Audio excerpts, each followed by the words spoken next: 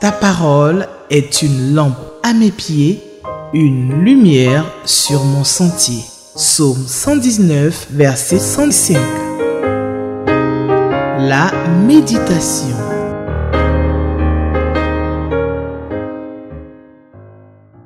Un autre monde m'attend là-haut, là-haut. Un autre monde m'attend là-haut. Un autre monde m'attend là-haut, là-haut. Un autre monde m'attend là-haut. Mon sauveur va me préparer un lieu. Un autre monde m'attend là-haut. Mon sauveur va me préparer un lieu. Un autre monde m'attend là-haut. Je verrai Jésus-Christ là-haut, là-haut. Je verrai Jésus-Christ là-haut. Je verrai Jésus-Christ là-haut, là-haut. Je verrai Jésus-Christ là-haut. Mon sauveur va me préparer un lieu. Je verrai Jésus-Christ là-haut. Mon sauveur va me préparer un lieu. Je verrai Jésus-Christ là-haut. Je commence donc cette méditation par ce chant au texte un peu triste, c'est vrai, mais plein d'espérance pour ce frère en Christ qui nous a dévancés dans la gloire du Seigneur. C'était donc le 3 novembre 2023. Il s'agit de Kadji Toussaint, mon frère aîné, celui après qui je viens juste dans la famille. Alors, il était donc ce 3 novembre, il a été rappelé au Seigneur. C'était pour moi un ami, un confident, un mentor dans la musique et dans le Seigneur. Mais en ce jour anniversaire de son décès, je bénis le Seigneur pour la vie de son épouse, Yolande Kessier, de sa fille, Annamel, du groupe musical Shalom. Je salue tous les frères du groupe Shalom et du groupe musical Sephora. La Bible, la parole de Dieu qui nous console, qui nous instruit et qui nous assure le ciel. Alléluia. Cette parole est vivante et reste encore vivante dans nos vies et dans nos cœurs. Nous sommes aujourd'hui dimanche 3 novembre 2024. Merci d'être en notre compagnie. Vous êtes à la méditation. La Ligue pour la lecture de la Bible nous propose pour ce jour le livre de Daniel, chapitre 3, du verset 1 jusqu'au verset 18. Voici donc notre texte de méditation. Daniel 3, donc du verset 1 jusqu'au verset 18. Je vais lire la parole de Dieu dans la version Louis II et je voudrais que nous puissions prier le Seigneur. Seigneur, nous te bénissons. Nous te bénissons pour ce jour 3 novembre 2024. C'est vrai qu'à cette même date, il y a un an jour pour jour, nous étions dans le deuil, nous étions dans l'affliction, nous étions dans les pleurs, nous étions dans j'ai envie de dire, vraiment triste. Mais un an après, tu nous donnes de l'espérance. Parce que nous sommes réjouis, nous sommes contents. Merci pour la parole de Dieu qui nous instruit, qui nous reconforte, qui nous console, qui nous demande de marcher encore de victoire en victoire. Merci pour ta parole que nous allons méditer. Que ton nom soit béni au nom de Jésus-Christ. Amen. Voilà. Daniel chapitre 3. Le roi Nebuchadnezzar fit une statue d'or, haute de 60 coudées et large de 6 coudées. Il l'adressa dans la vallée de Dura, dans la province de Babylone. Le roi Nebuchadnezzar fit convoquer les satrapes, les intendants et les gouverneurs, les grands juges, les trésoriers, les jurisconsultes, les juges et tous les magistrats des provinces pour qu'ils se rendissent à la dédicace de la statue qu'avait élevée le roi Nebuchadnezzar. Alors les satrapes, les intendants et les gouverneurs, les grands juges, les trésoriers, les jurisconsultes, les juges et tous les magistrats des provinces s'assemblaient pour la dédicace de la statue qu'avait élevée le roi Nebuchadnezzar. Ils se plaçaient devant la statue qu'avait élevée Nebuchadnezzar. Un héros cria à haute voix: voici ce qu'on vous ordonne, peuple, nation, hommes de toute langue. Au moment où vous entendez le son de la trompette, du chalumeau, de la guitare, de la sambuc, du psalterion, de la cornemuse et de toutes sortes d'instruments de musique, vous vous prosternerez et vous adorerez la statue d'or qu'a élevée le roi Nebuchadnezzar. Quiconque ne se prosternera pas et n'adorera pas sera jeté à l'instant, même au milieu d'une fournaise ardente. C'est pourquoi, au moment où tous les peuples entendirent le son de la trompette, du chalumeau, de la guitare, de la sambuc, du psalterion et de toutes sortes d'instruments de musique, tous les peuples, les nations, les hommes de toutes langues se prosternaient et adoraient la statue d'or qu'avait élevée le roi Nebuchadnezzar. À cette occasion, et dans le même temps, quelques Chaldéens s'approchaient et accusaient les Juifs. Il prit la parole et dit au roi Nebuchadnezzar: ô roi, vis éternellement. Tu as donné un ordre d'après lequel tous ceux qui entendraient le son de la trompette, du chalumeau, de la guitare, de la sambuc, du psalterion, de la cornemuse et de toutes sortes d'instruments devraient se prosterner et adorer les statues d'or. Et d'après lequel quiconque ne se prosternerait pas et n'adorerait pas sera jeté au milieu d'une fournaise ardente. Or, il y a des Juifs à qui tu as remis l'intendance de la province de Babylone. Cela s'appelle Shadrach, Meshach et Abednego, hommes qui ne tiennent aucun compte de toi. Ô roi, ils ne servent pas tes dieux et ils n'adorent point la statue d'or que tu as élevée. Alors, Nebuchadnezzar, irrité, furieux, donna l'ordre qu'on amena Shadrach, Meshach et Abednego. Et ces hommes furent amenés devant le roi. Nebuchadnezzar prit la parole en leur dit, est-ce de propos délibérés, Shadrach, Meshach et Abednego, que vous ne servez pas mes dieux et que vous n'adorez pas la statue d'or que j'ai élevée? Maintenant, tenez-vous prêts. Et au moment où vous entendrez le son de la trompette, du chalumeau, de la guitare, de la sambuc, du psalterion, de la cornemuse et de toutes sortes d'instruments, vous vous prosternerez et vous adorerez la statue que j'ai faite. Si vous ne l'adorez pas, vous serez jeté à l'instant même au milieu d'une fournaise ardente. Et quel est le Dieu qui vous délivrera de ma main? Shadrach, Meshach et Abednego répliquaient au roi Nebuchadnezzar: nous n'avons pas besoin de te répondre là-dessus.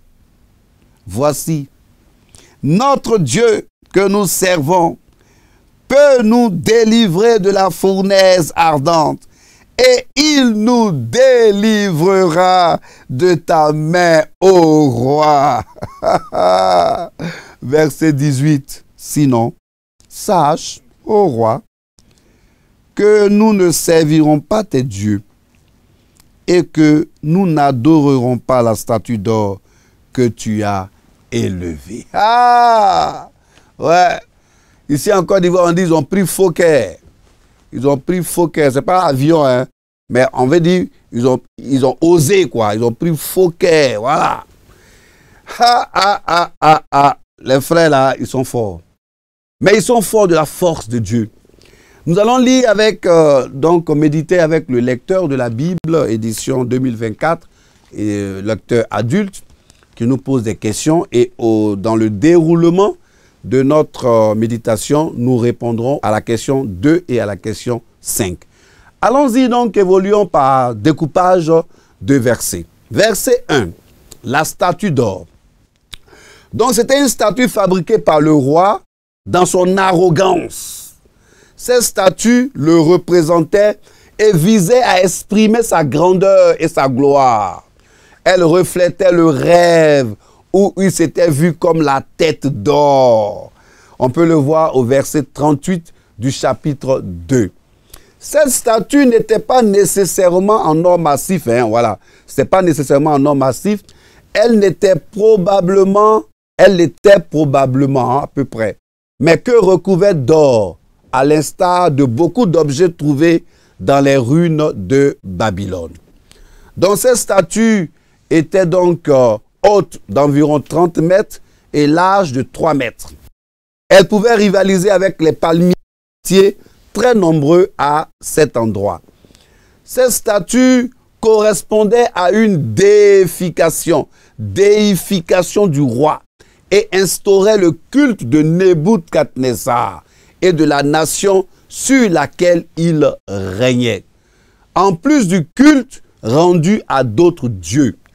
Oh, cela m'amène à ouvrir une parenthèse sur un fait très présent ces temps-ci, ici en Côte d'Ivoire, et même on va dire sous nos cieux maintenant.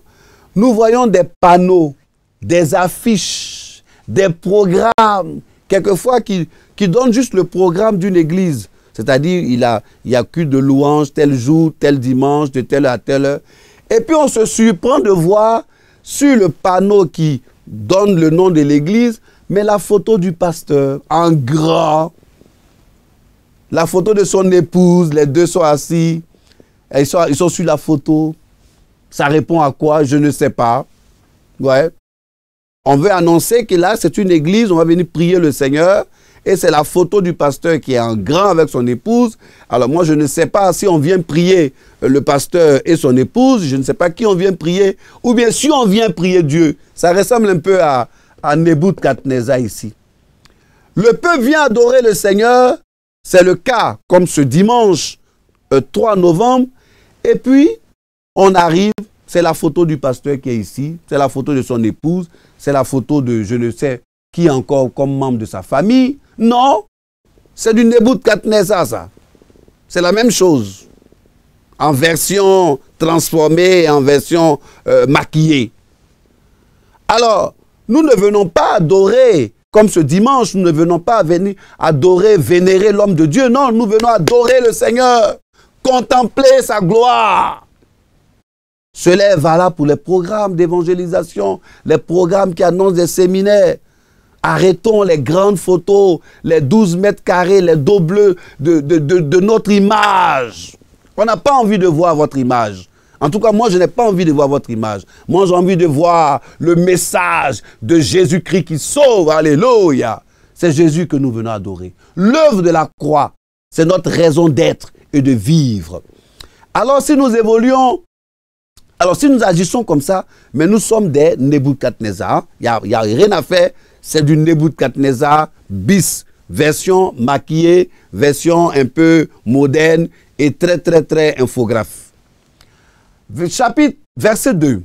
Nebuchadnezzar organisa une sorte de conférence au sommet, visant à le glorifier avec les satrapes, c'est-à-dire les chefs de région, les chefs militaires, les gouverneurs, les administrateurs civils, les conseillers ou hommes de loi, les trésoriers, les juges, pour qu'ils se rendent à la dédicace de la statue, comme on le fait. Mais ici en Côte d'Ivoire, on va dire que ce n'était pas un petit boucan. Hein? C'était vraiment pas un petit boucan. C'était la prodada.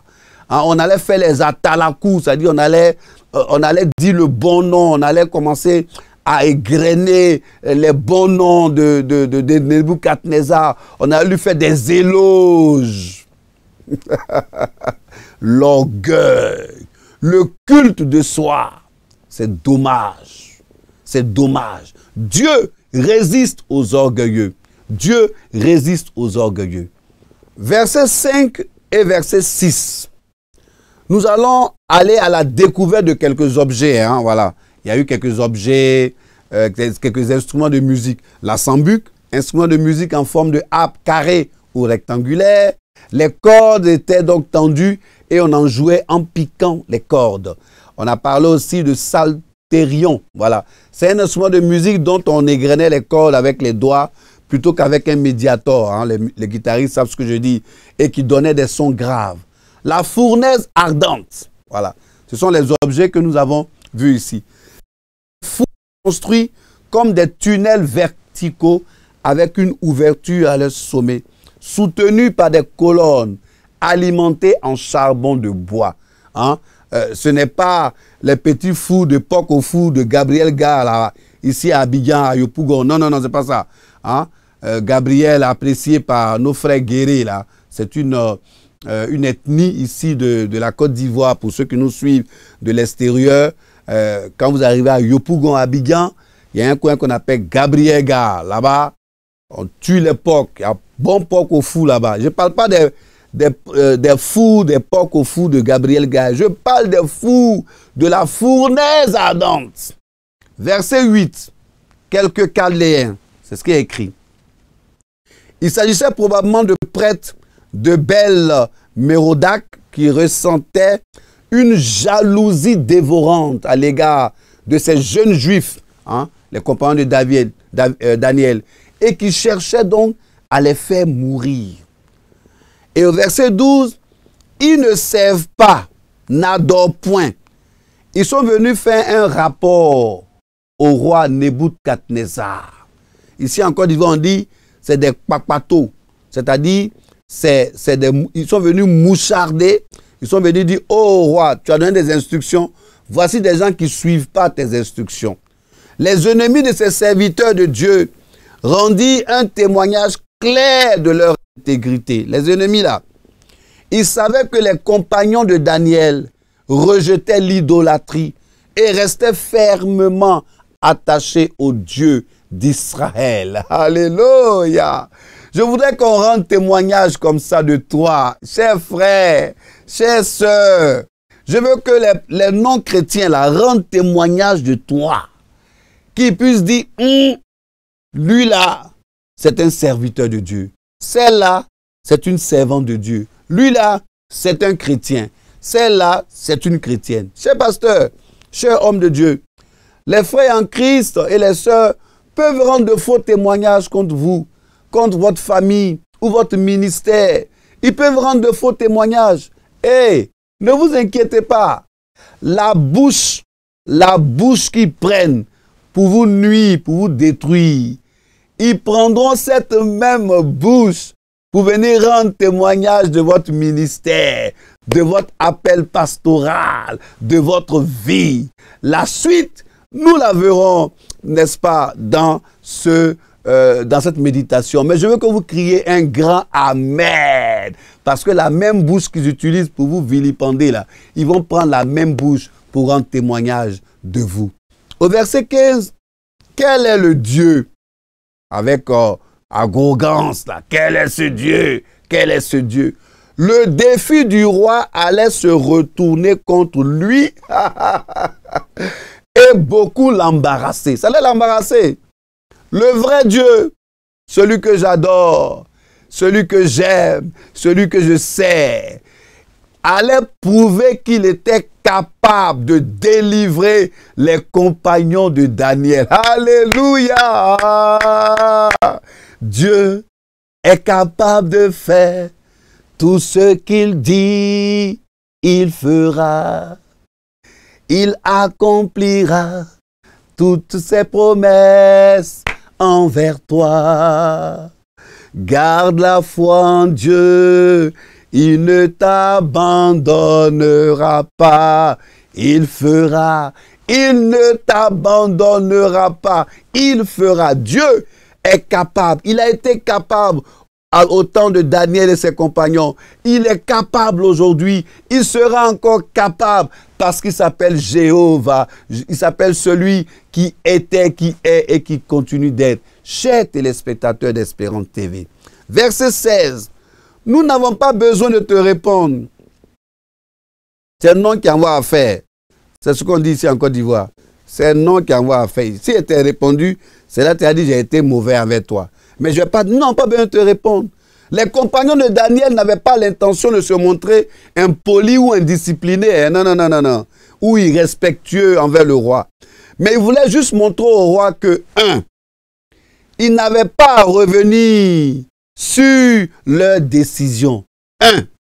Roi, prends tes calmants. Nous là, on ne va pas revenir sur notre décision. On ne va pas adorer. 2, qu'ils avaient placé leur vie entre les mains du Dieu de la délivrance. Alléluia! Ils avaient placé leur vie entre les mains du Dieu de la délivrance. Verset 17 jusqu'au verset 18. Au verset 19, 7 fois plus. Non, mais le roi Nebuchadnezzar, il était un peu là aussi. Hein? C'est-à-dire, il a demandé qu'on chauffe 7 fois plus la fournaise, la fournaise ardente. C'était déjà chauffé une fois. Hein? Lui, il dit 1, 2, 3, 4, 5, 6, 7 fois. Rendu furieux par le défi lancé par les compagnons de Daniel, le roi exigea d'augmenter l'intensité de la chaleur 7 fois. Le chiffre 7 dans la Bible signifie 1. La plénitude, la perfection. La plénitude, la perfection, si on avance, la plénitude, la perfection, la puissance, la totalité, la gloire. Alléluia. Il décrit la plupart du temps un événement total et important. Les questions du lecteur. Alors, question 2. Est-ce que ce passage m'apprend quelque chose sur Dieu, le Père, Dieu le Fils, Dieu le Saint-Esprit? Est-ce que j'ai besoin même de vous dire, on a médité ensemble, ça veut dire, nous savons que ce passage nous apprend quelque chose sur Dieu le Père. Dieu le Père, qui en qui ces jeunes ont mis leur confiance et qui est le Dieu de la délivrance. Ça nous apprend que Dieu est le Dieu de la délivrance. Si nous mettons notre confiance en ce Dieu, il nous délivre à coup sûr au nom de Jésus-Christ. Répondez avec moi, Amen. Alléluia. Question numéro 5. Voilà, la deuxième question. Y a-t-il une promesse? Oui. Il y a toujours une promesse. Il y a une promesse là. Si tu mets ta confiance en Dieu, si tu es résolu dans ton cœur. On avait vu antérieurement que Daniel avait décidé de ne pas se souiller donc avec les mets du roi. Eux, ils disent, ils vont même pas, c'est même pas la peine que le roi rêve, hein. Ils vont même pas s'amuser à adorer. Ils ne le feront pas. La promesse, quand tu es fidèle, tu reçois la délivrance de Dieu. Alléluia, aïe, aïe, aïe. Alléluia, la délivrance du Seigneur quand on est fidèle à son engagement avec Dieu. Alors, cela nous amène à lire le commentaire du lecteur de la Bible de ce dimanche 3 novembre 2024. Alors, Daniel chapitre 3, verset 1 jusqu'au verset 18. Il est très difficile de changer l'attitude des rois des nations pour qu'ils reconnaissent l'Éternel comme le Seigneur de l'univers. Il est vrai que des années ont passé depuis ce fameux rêve de Nebuchadnezzar et sa solennelle proclamation sur la supériorité de Dieu. Mais l'ennemi, le diable, reste tout le temps actif afin de détourner l'attention. Et ce souverain, si grand soit-il à ses yeux, n'est qu'un instrument de puissance entre ses mains pour assujettir le monde afin de l'adorer à l'infini. Il oublie jusqu'à l'existence du tout-puissant Créateur. Il est écrit, le monde entier est sous la puissance du malin. La soif de pouvoir et de gloire amène les autorités à une soumission satanique, quelquefois, malheureusement. L'oppression d'esprits mauvais produit à travers eux des actes néfastes sur les chrétiens. Jésus a dit, alors on vous livrera au tourment et on vous tuera. Vous serez haïs de toutes les nations à cause de mon nom. Les siècles passés ont montré leur lot de persécutions, mais l'Antéchrist fera beaucoup plus de ravages et de souffrances. Pour nous, c'est une éducation marathonienne pour nous pousser à nous appuyer uniquement sur la parole, alléluia, et à accomplir avec empressement notre appel. Le lecteur de la Bible dit, sache discerner le temps et réveille-toi de toutes les âmes de Dieu afin de persévérer. Alléluia. Alléluia. Alors, en guise de conclusion partielle, si vous nous prenez en marche, vous suivez la méditation avec donc la Ligue pour la lecture de la Bible, bien sûr en partenariat avec Espérance TV. Nous avons médité Daniel chapitre 3, du verset 1 jusqu'au verset 18. Seigneur, je veux te prier maintenant de mettre en pratique ces paroles.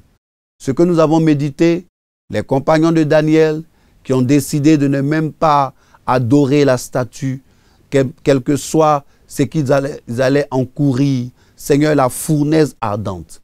Mais ils étaient prêts et ils savaient aussi que tu allais les délivrer. Maintenant, Seigneur, ce chemin est devant nous.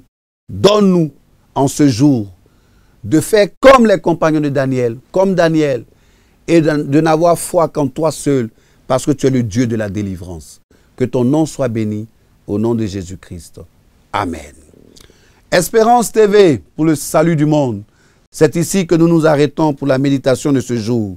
Que la paix de Dieu soit dans vos maisons. Dieu bénisse le corps de Christ. Je salue tous les frères et toutes les sœurs qui s'appellent Daniel. Shalom, shalom. Que Dieu vous bénisse. Ta parole est une lampe à mes pieds, une lumière sur mon sentier. Psaume 119, verset 105.